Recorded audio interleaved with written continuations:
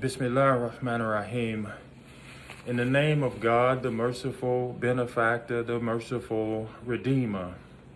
Inna salati wa nusuki wa mahyaya wa mamati lillahi rabbil alameen. La sharika lahu wa bidhalika umirtu wa anna awwalul muslimin. My prayer, my sacrifice, my life, and my death are all for God. He is the first that has commanded me to submit, and that I do. The subject for this morning's Dars Talim is marriage is one half of faith. The Prophet Muhammad, peace be upon him, said marriage is one half of faith. The Quran says it is He who created you, and from among His signs to have mates from among yourselves that you may find tranquility in them. And He placed affection and mercy between them. This is signs for a person who thinks. He says in other parts of the Quran, your spouses are a clothing for you, a covering for you, and you are a covering for them, which means that all of their shame, all of their transgressions, all of their improprieties are hidden and kept secret by you. The world only sees the best of them. Marriage is one half of faith. In Islam, the marriage is a covenant, a solemn covenant between man and woman. How does it become that? It doesn't become that because you see her form and you say, oh my God, what an incredible looking woman. Yes, that's part of it. However, it is a business contract, a covenant before God, because before you can marry her, before you can marry him, you sit down and negotiate the terms of the marriage. If she says, I want to be a working woman, I want to be an educated woman, I want to be a woman that's outside of the house, and maybe I don't want to be a housewife, you as the husband have a choice, a decision to make here. Do you want that type of woman in your marriage, right? Consequently, the woman also has a look at the man because he also is to be a form of tranquility for her. Does she want a man that's educated? Does she want a man that is a laborer? Does she want a man that is kind to her? Does she want a man to sign off on the things that she wants? Of course she wants that type of man. So before the marriage is consummated, then you have a decision to make. If the man wants a woman who is more domesticated, as opposed to a woman who is more educated, then he has a decision to make.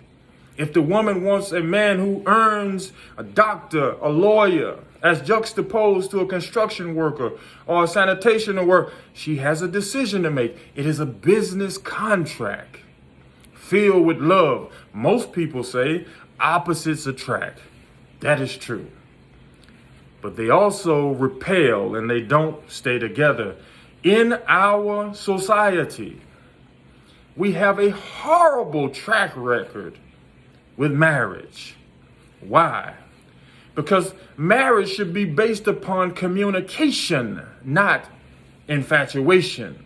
And we wonder why our children don't turn out how we want them to turn out, because you made a decision based upon lust as opposed to reasoning. The Quran says that I have made them a tranquility and placed love and affection between you. This is signs for people who think. Let's go into some reasoning here why our marriages are one half of faith and why possibly they fail. It is amazing. We want our children to turn out a certain way where we don't choose our mates as carefully as we choose our cars. It is amazing that we can research everything about a TV, about a PlayStation, about a car, but we don't do the same research on the history, the behavior, and the attributes that you want in a mate, male or female. They're going to be either the head of your house, or they're going to run your house. They're going to educate your children. Why would you put your future at stake and not do deliberate investigation? Secondly, it is amazing to me, even in our jobs, we put all of our energy in our jobs. If the boss says he wants a product, you'll stay up 2, 3 in the morning to make sure that product is taken care of. But in your own relationships, you don't give the same effort. It is amazing to me that you'll read all the regulations, you'll read all the manuals, you'll read everything about your job to be competent on your job, but we don't use the same vigor for our relationships. It is amazing to me. I want you to listen to this one. No matter how much your boss gets on you, no matter how your boss most of the time treats you, you can control your anger when dealing with your boss. But we explode on our wives and our children and our husband. It is amazing to me, because I'm going to say that one again, that you can control your anger when speaking to your boss. You can control your anger when speaking to your subordinates. You can control your anger at your job. But to those you love, you fly off the handle and injure them because you're mad?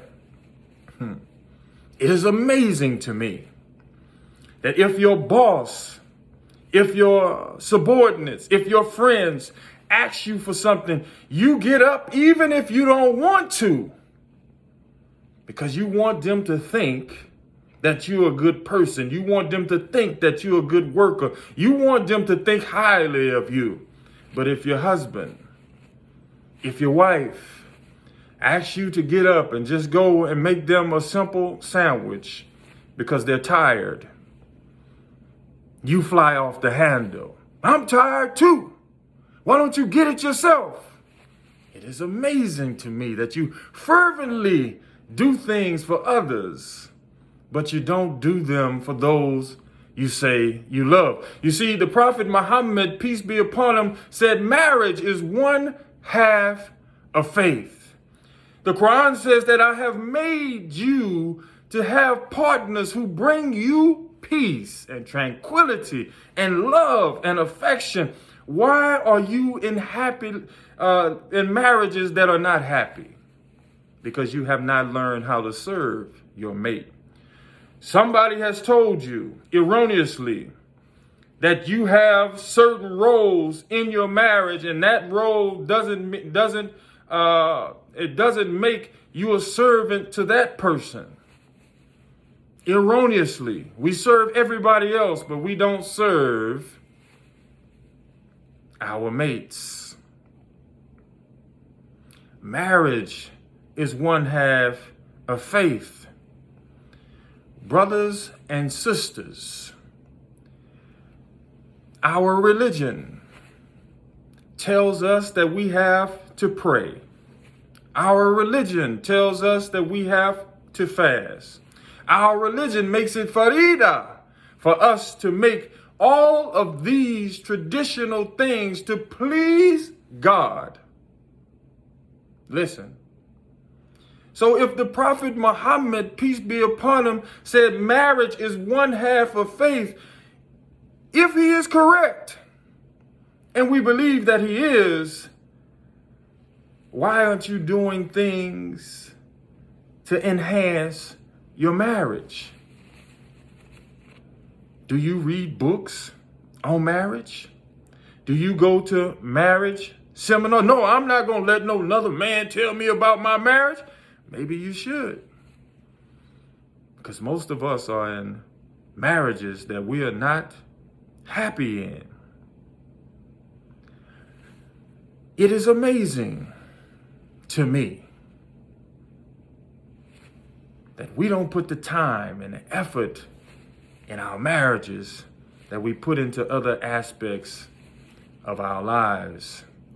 I am encouraging you this morning to relook, to rethink your marriage, to re-educate yourself on your marriage, to look at your mate as a solemn covenant to God, to look at your children as an extension of that covenant to God. It is amazing that we're soft to everybody else, but we're so harsh on those people who we say we love. God, I ask you this morning to be a helper, to give us knowledge, to help us to be servants of our mates, to help us to be conduits to their dreams. God, I ask you in all of your mercy, in all of your wisdom, heal our marriages. Make us stronger men and women for our mates. Make our mates true tranquility and serve us with affection and love and mercy between each other. Make us softer to our mates. Make us more of a helpmeet to our mates. Make us love our mates as much as we love those material things that will pass away in time. God bless you.